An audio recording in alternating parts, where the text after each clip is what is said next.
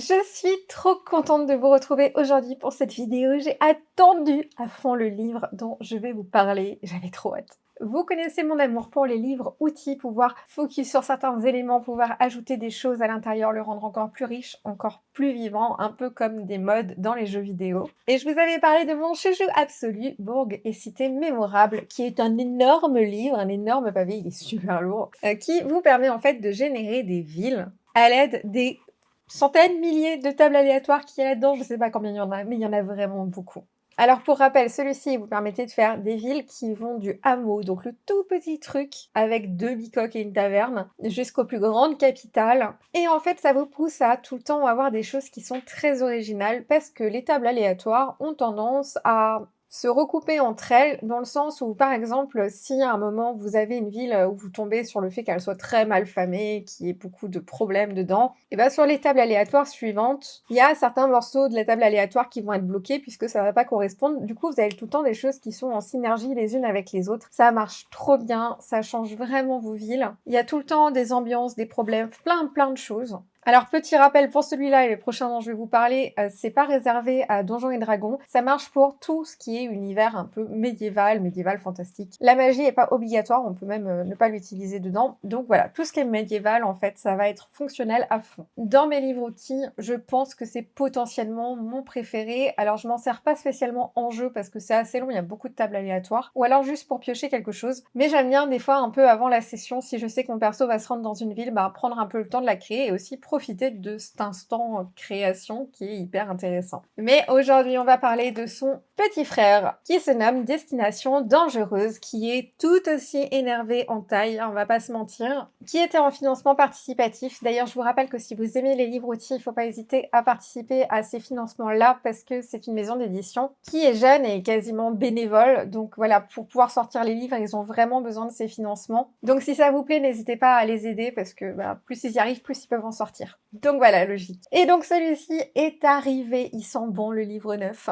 Et pour lui, c'est un peu la même chose que pour l'autre, sauf que là, vous allez créer tout ce qui est nature, biome, ce genre de choses. Et du coup, si vous aimez l'exploration, c'est merveilleux parce que la plaine dans laquelle vous allez aller ne sera pas la même que la plaine précédente où vous étiez. Il y aura des choses qui sont très originales, ça va tout le temps changer, vous aurez d'autres images mentales en tête et ça, c'est trop merveilleux. Le fonctionnement, du coup, c'est pareil. Plein de tables aléatoires qui vont s'associer les unes aux autres pour créer des choses originales et qui tiennent la route et je vous propose qu'on jette un œil à l'intérieur. Nous voilà dans le sommaire et comme vous le voyez, il y a différentes catégories et c'est super bien fait, je suis trop contente, ça valait trop le coup d'attendre. D'abord, il y a les destinations, c'est un peu en gros comme les villes, mais en fait c'est des monuments, des choses comme ça que vous pouvez rencontrer dans votre voyage. Les lieux de sépulture, campements, places fortes, quartier général, en fait tout ce qui n'est pas les villes, mais où il y a un intérêt d'exploration, de recherche ou de rencontre. La deuxième grosse partie, c'est l'environnement, donc ça c'est exactement ce que je vous disais, comment faire en sorte que vos biomes soient différents, même si vous jouez avec des hexas ou ce genre de choses en fonction de votre GDR,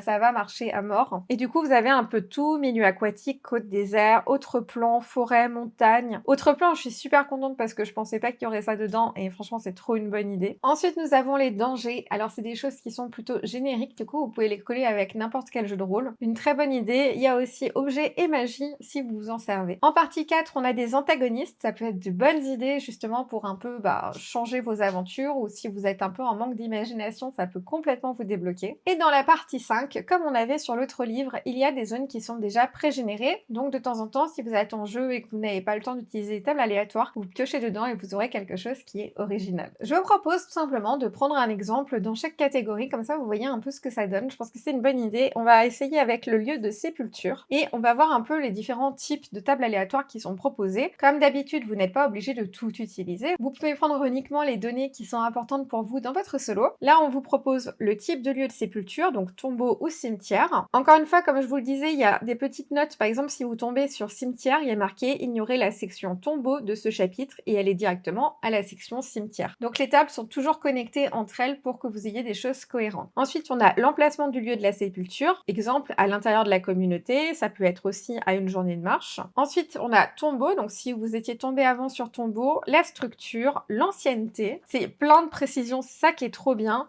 la taille, l'état, la méthode d'inhumation utilisée, la concentration de mort, est-ce qu'il y a beaucoup de tombeaux dedans ou pas, le type d'emplacement funéraire. Ensuite, on a environnement et danger. Donc, qu'est-ce qui va être à l'intérieur? Est-ce que ça va être dangereux ou pas? Ce que j'aime bien aussi, c'est que souvent dans les tables aléatoires, il y a du positif, du négatif et du neutre. Et ça, je trouve ça vachement bien parce que ça garde un hasard qui est assez cohérent avec la vie. Il n'y a pas des fantômes dans tous les cimetières du monde, dans nos jeux. Donc voilà, à un moment, là, ça colle complètement. Du coup, après, on a la même chose pour cimetière. Donc, on va pas tous les lire. Je propose maintenant de passer au gros chapitre sur les biomes. On va essayer avec la forêt. Nous avons donc climat de la forêt, emplacement de la destination, éléments notables de l'environnement, densité des arbres de la destination. Ouais, c'est important de savoir si on voit le soleil bien à travers les arbres ou pas. Ça peut jouer surtout la nuit. Le sol de la forêt. Vous voyez, c'est ce genre de petits détails que j'adore. En fait, on n'y pense pas. Quand vous allez générer une forêt, vous n'allez jamais vous dire comment est le sol, à moins d'avoir besoin dans la partie directement. Mais généralement, on n'y pense pas avant. Et là, en fait, ça permet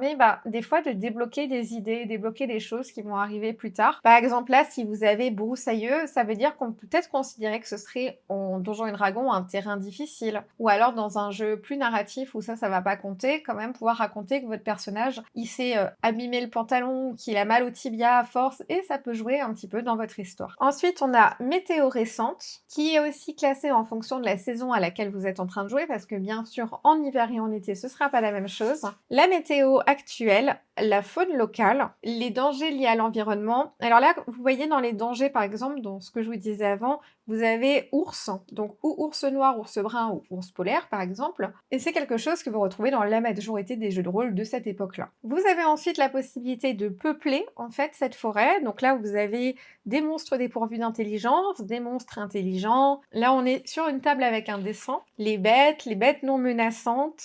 Il y a vraiment de quoi en rajouter énormément pour la rendre vivante, cette forêt, et c'est ça qui est trop cool. Je suis désolée, je suis beaucoup trop enthousiaste, mais je l'ai attendu super longtemps, ce livre. On passe à la partie 3 sur les dangers, et du coup, on va essayer de jeter un œil au monstre intelligent. Au niveau des tables, on a les objectifs du monstre, et ça, c'est très chouette, parce que c'est des choses qui sont importantes pour éviter de faire je tape, tu tapes, je tape, tu tapes. Les monstres ont une vie, les monstres ont des souhaits, ont des rêves, ont des ambitions, ont des regrets, et parfois de la culpabilité. Et tout ça va vraiment changer votre histoire et lui donner une âme et la rendre extrêmement réaliste. Vous avez ensuite réussite sur l'objectif, similarité avec ses semblables, âge du monstre, taille du monstre, connaissance des habitants, réaction des habitants, cohabitation avec les habitants. Et là, vous avez déjà quelque chose qui est très différent et en fonction de ce que vous avez généré avant, le livre peut vous renvoyer dans cette section pour que vraiment vous soyez sur quelque chose de très précis. Au niveau des antagonistes maintenant pour le chapitre 4, vous voyez c'est un tableau où on va tirer plusieurs fois. Ça permet d'avoir énormément de possibilités. Et si on prend par exemple, pour l'humanoïde, on va prendre au hasard, magicien, réfléchi et intelligent, cherche à plaire, trouver sa place. Donc trouver sa place, c'est son objectif. Ses faiblesses, c'est cherche à plaire. Donc ça peut être quelqu'un d'un peu arrogant ou quelque chose comme ça. C'est à vous de l'interpréter selon ce que vous voulez. Donc ses forces, c'est qu'il est malin. Donc peut-être qu'il a tendance à faire des pièges, des marchés, des choses comme ça. Et là, vous voyez, vous avez déjà de nouveau quelque chose que vous n'aurez pas croisé à chaque fois ou qui est un peu loin des clichés que vous avez en tête parce que sans outils comme ce livre, des fois, on a tendance à rester un peu toujours sur les mêmes sentiers. Vous avez ensuite différents qui sont tirés, je crois, et du coup, vous pouvez avoir des choses un peu plus rapides à prendre en main. Pour le solo, ça peut être une très bonne idée, mais un petit tips, je vous conseille d'attendre un peu avant de tout lire si vous en choisissez un, parce que c'est pas plus mal de découvrir un peu ses forces, ses faiblesses au fur et à mesure de l'aventure, et ne pas vous spoiler tout de suite au début. Mais vous avez le livre sous la main, donc vous pouvez y revenir facilement. Et on va finir avec le chapitre 5, donc ce sont les choses qui sont pré-générées. Il y en a beaucoup dans le livre, donc c'est trop bien, parce que c'est vraiment des choses que vous pouvez utiliser partout et il ne faut pas hésiter à piocher dedans. Dès que vous avez la flemme de générer, hop, venez prendre quelque chose, profitez des ressources que les gens ont créées pour vous, c'est trop du bonheur. Et on va par exemple regarder le sanctuaire des 9 d'or, je l'ai pris au hasard. Vous avez du coup toute une introduction pour vous expliquer un peu ce lieu,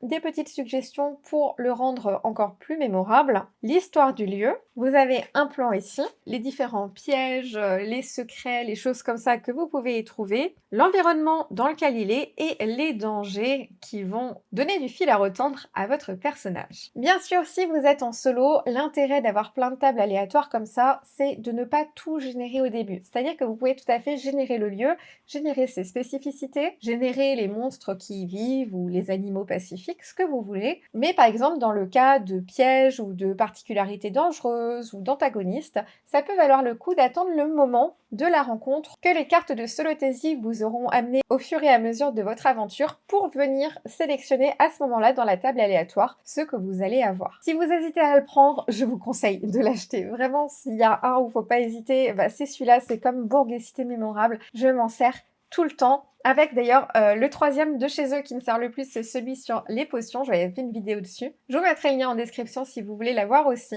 Ils ont même réussi à baisser le prix de 5 € et c'est pas rien parce que vu le tome que c'est, il est énorme, il est trop beau. Vous avez même 2 signés et ça aussi c'est trop pratique parce que par exemple, comme je vous disais, si vous voulez pas tout générer pour garder quelques petites surprises, hop, vous pouvez mettre votre petit marque-page et comme ça, vous le faites au moment où c'est le bon moment dans votre partie. Enfin voilà, absolument pas déçue de ce livre, il est fantastique. Je sens que ça va me donner plein de nouvelles idées, plein d'aventures différentes. J'avais un peu laissé tomber l'exploration depuis quelques temps parce que j'aimais bien me concentrer un petit peu sur des huis clos et sur les personnages et là ça me redonne goût à mettre le sac à dos, à prendre des rations de survie et à envoyer mon personnage pour visiter les choses et découvrir ce que le monde a de merveilleux à lui offrir. Si ce livre vous intéresse, je vous mets le lien en barre d'infos. J'espère avoir pu partager avec vous tout mon amour pour ce livre et cette maison d'édition. Si vous êtes encore là à ce stade de la vidéo, laissez quelque chose en rapport avec l'exploration en commentaire, un smiley carte, nature, arbre, ce que vous voulez. On se voit dans tous les cas bientôt pour une nouvelle vidéo et en attendant, que votre aventure soit pleine d'exploration.